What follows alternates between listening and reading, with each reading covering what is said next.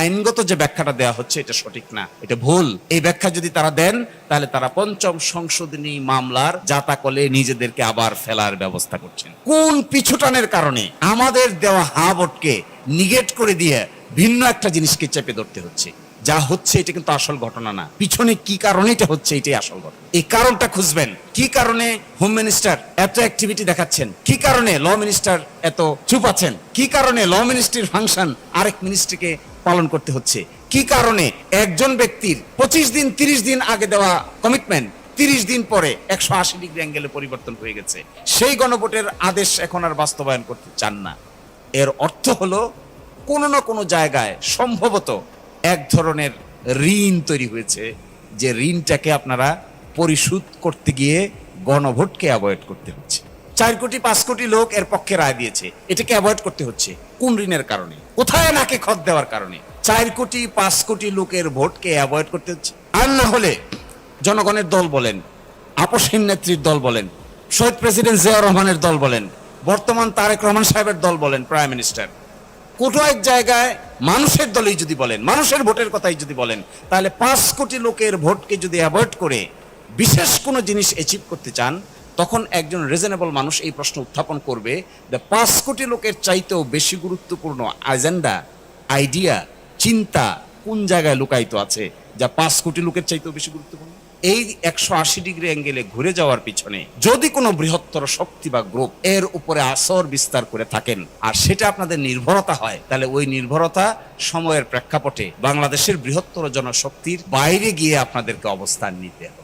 একটা family card আপনি দিলেন কি দিলেন না, এটা একটা টাকা পয়সার ব্যাপার, কিন্তু জুলাই সনদ বাস্তবায়ন কেন্দ্রিক যে অভ্যুত্থানের বৃহত্তর শক্তিগুলো, তাদের মধ্যে যদি অনাস্থার পরিবেশ তৈরি হয়, এটা ওই শীত কেটে চুরিতে ঢোকার পরে মালপত্র নিয়ে দরজা ভাঙে বাইর হওয়ার অবস্থার একটা দশা এখানে দেখা দিতে পারে।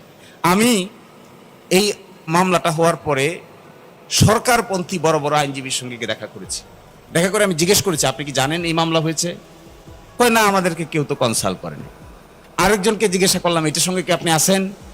বলে না, আমাদেরকে তো কেউ বলে নাই। যে তাহলে এই মামলা করলো কে? মামলাটা ডিজাইন হয়েছে কোথা থেকে? কে কোর্টে নিয়ে যাচ্ছে এই বিষয়গুলো? কয় যারা করছে তাদের সাথে গিয়ে যোগাযোগ করেন। আমি 100% শিওর সরকারের মধ্যে এই ধরনের মামলা মোকদ্দমা কেন্দ্রিক জুলাই সনদকে ঝুলিয়ে দেওয়ার ব্যাপারে এক ধরনের কোঅপারেশন এবং কোঅর্ডিনেশনের অভাব আছে।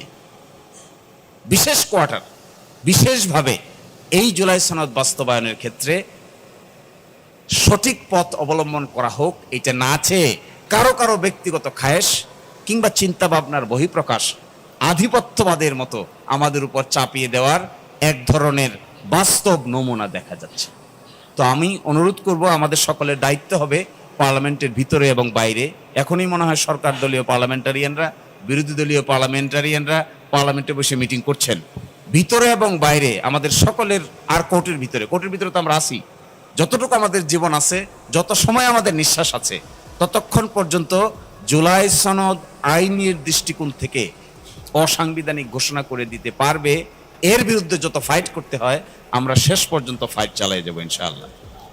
আর এর বাইরে এখানে যারা নেতৃবৃন্দ আছেন, বড় বড় রাজনৈতিক দল এবং বাংলাদেশের বড় বড় উলামায়ে কেরাম, তাদের প্রতি আমার অনুরোধ থাকবে, এনসিপি এখানে মনে হয় আসে নাই, সকলে মিলে এই জিনিসটাতে কখনোই ছাড় দেওয়া ঠিক হবে না।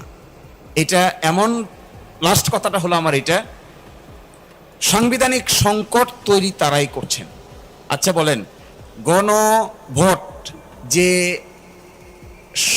অনুচ্ছেদে আছে, একই অনুচ্ছেদে একই দিনে জাতীয় সংসদ নির্বাচন অনুষ্ঠিত হবে, এই কথা বলা আছে।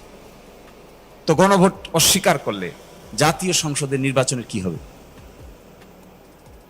আসলে কি এই জিনিসটা ওনারা চিন্তা করছেন না, নাকি আসলে অতি চিন্তা করতে গিয়ে আমার কাছে মাঝে মাঝে মনে হয় এটা কি কম বোঝার ফল নাকি অতি বোঝার ফল? এই দুইটার মাঝখানে উত্তরটা এরকম আসে যে মনে হয় এটা সম্মিলিত কোনো বুঝ জ্ঞানের ফল না। যদি সম্মিলিত কোনো বুঝ জ্ঞান হইতো, কনসালটেশন হইতো, আলোচনা হইতো, থ্রেড বেড ডিসকাশন হইতো, তাহলে অন্তত এই ধরনের পদক্ষেপ নিতে পারার কথা নয়। তো এই জন্য আমাদের সকলের দায়িত্ব হবে এই জুলাই সনদ বাস্তবায়নের জন্য সাংবিধানিক যে সমস্ত বাধা নিষেধ আছে এই বাধা নিষেধকে ওনারা যেভাবে ব্যাখ্যা করছেন, এই ব্যাখ্যা থেকে বেরিয়ে আসতে হবে। এটা সঠিক ব্যাখ্যা না। আমরা তো এখানে দেখতে পাচ্ছি অনেকেই ঐক্যমত্য কমিশনে ছিলেন। যেদিন গণভোটের সিদ্ধান্ত হয় সেদিন সকলে খুশি হয়ে একসাথে উঠেছে, কোলাকুলি করে একসাথে উঠেছে, এবং সেই দিনটা ছিল সবচাইতে আনন্দের দিন।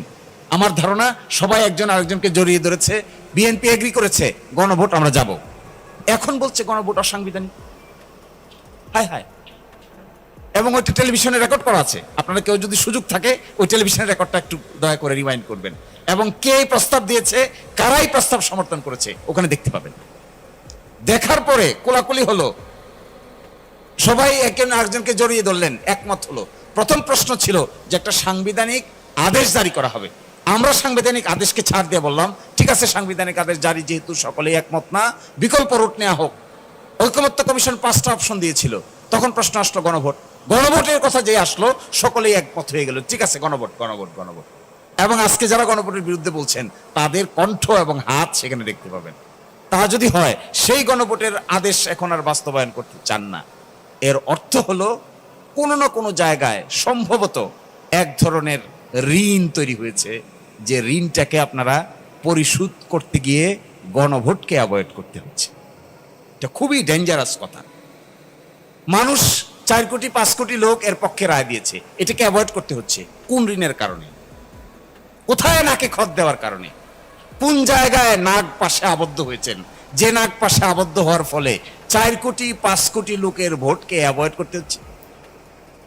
আর না হলে জনগণের দল বলেন, আপসহীন নেত্রীর দল বলেন, শহীদ প্রেসিডেন্ট জিয়াউর রহমানের দল বলেন, বর্তমান তারেক রহমান সাহেবের দল বলেন, প্রাইম মিনিস্টার, কোটো এক জায়গায় মানুষের দলই যদি বলেন, মানুষের ভোটের কথাই যদি বলেন, তাহলে 5 কোটি লোকের ভোটকে যদি অ্যাভয়েড করে বিশেষ কোনো জিনিস অ্যাচিভ করতে চান, তখন একজন রিজনেবল মানুষ এই প্রশ্ন উত্থাপন করবে যে 5 কোটি লোকের চাইতেও বেশি গুরুত্বপূর্ণ এজেন্ডা, আইডিয়া, চিন্তা কোন জায়গায় লুকায়িত আছে যা 5 কোটি লোকের চাইতেও বেশি গুরুত্বপূর্ণ? তা যদি লুকায়িত থাকে তাহলে তা পাবলিশ করেন।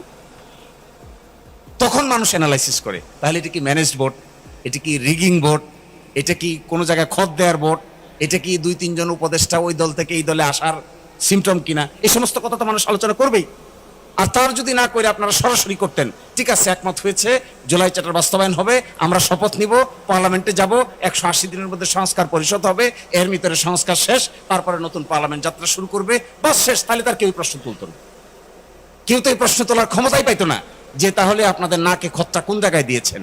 আমার কাছে মনে হয় এই 180 ডিগ্রি অ্যাঙ্গেলে ঘুরে যাওয়ার পিছনে যদি কোনো বৃহত্তর শক্তি বা গ্রুপ এর উপরে আসর বিস্তার করে থাকেন, আর সেটা আপনাদের নির্ভরতা হয়, তাহলে ওই নির্ভরতা সময়ের প্রেক্ষাপটে বাংলাদেশের বৃহত্তর জনশক্তির বাইরে গিয়ে আপনাদেরকে অবস্থান নিতে হবে।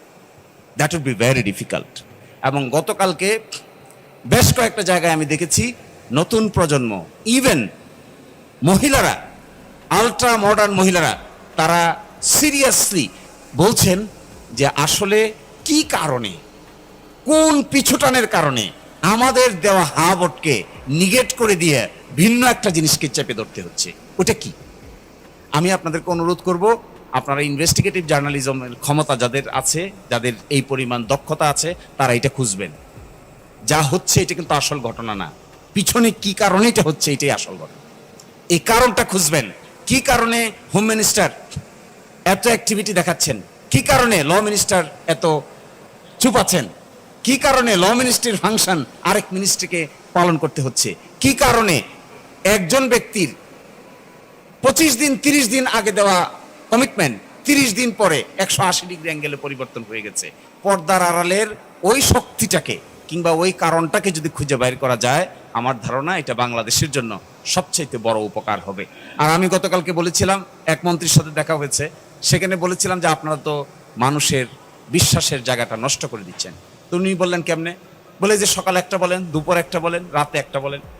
বলে কি বললাম? বলে একবার বলছেন এটা মানবো, এখন বলেন মানবো না। বলে যে আমি বলছি না, আপনি বলেন না। কে বলছে? আমাদের একজন বলছে। তা আমাদের একজন এটা বললো, কেন বললো? আপনারা কি এটা জানেন না? জানি, অনেক কথাই তো জানি, সব কথা কি আর বলি? তো বলেন, যদি ভিন্ন কোনো চিন্তা থাকে তাহলে বলেন। এই চিন্তার সঙ্গে সকলেই যদি একমত না হন সেটাও জানান। সকলের মধ্যে যদি দ্বিমত থাকে, ইখতিলাফ থাকে, ইখতিলাফটা আমাদেরকে বোঝান যে সরকারের সব লোক এটার সঙ্গে নাই, তাও তো বলতে চান না। ফলে আমার খুবই